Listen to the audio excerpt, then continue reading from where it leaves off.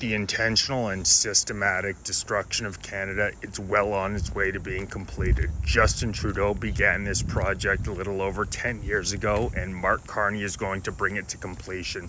If you look at Canada since Trudeau was elected in 2015, by every major economic indicator, Canada has fallen substantially. Of 50 recently polled countries, GDP per capita growth over the past 10 years, Canada was dead last, and we are talking about a resource-rich country.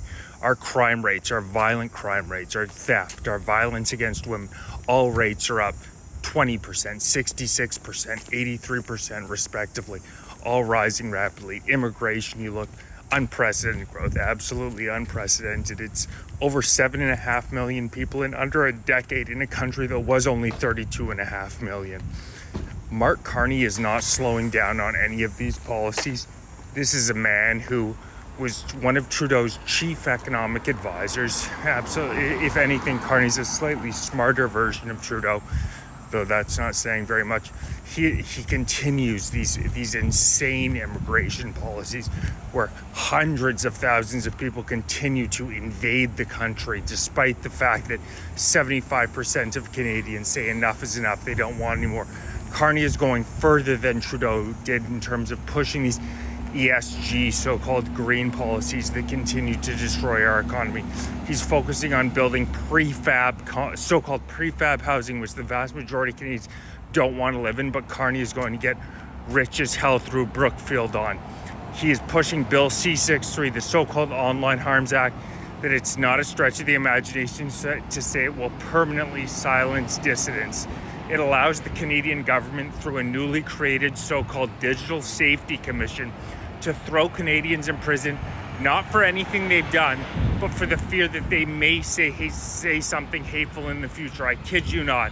Under Bill C-63, the so-called Online Harms Act, which is even more dystopian than what the UK just passed, they will be able to throw you in prison, not for anything that you've done, put you under house arrest, but put you under house arrest and give you an ankle bracelet for what they fear that you may say in the future. It is the end of free speech in Canada. They continue to push these safe supply laws. If you live in a major city in Canada, you see open crack smoke all over the place. Safe supply laws continue to get pushed through, being allowed to have up to 2.5 grams of hard drugs on you without being prosecuted. Catch and release policies. The police spending their forces on tracking down conservative commentators rather than going after the real criminals out there. And who could forget the police escorts for the tens of thousands of screaming Middle Easterners who are yelling some of the most vile stuff I've ever heard out of loudspeakers on our Canadian streets, disrupting our civilization every single day for 2 years on it. Like I said, receiving police escorts, the Liberals cheering this type of behavior on. If you're a lefty and you want to get out and disrupt our civilization, go for it. It's typical Cloward-Piven strategy. The Liberals want to disrupt our society while they rape and pillage us for absolutely all the economic resources that we have. Next up, Carney's going to try and pass through these carbon tax rebates where they track every bit of carbon that you use and you have some sort of an allowance. So for us plebs, they track the amount of meat, the amount of driving that we do. Carney and his liberal elite buddies can fly around in their planes all day long, and they surely will continue to do so. But for you and I, we'll be on an allowance. We've seen in Nova Scotia where they're not allowing Canadians to go into the woods for the remainder of the summer is a test run, a rollout for what we're sure to see with more and more government control. It's a sickness, it's a mental disorder, and it's time that Canadians fight back, or else our country is going to be gone for good. If you're interested in supporting me, hit the link in my bio, donate, grab some great gear. I'm going to be setting up rallies mid-September.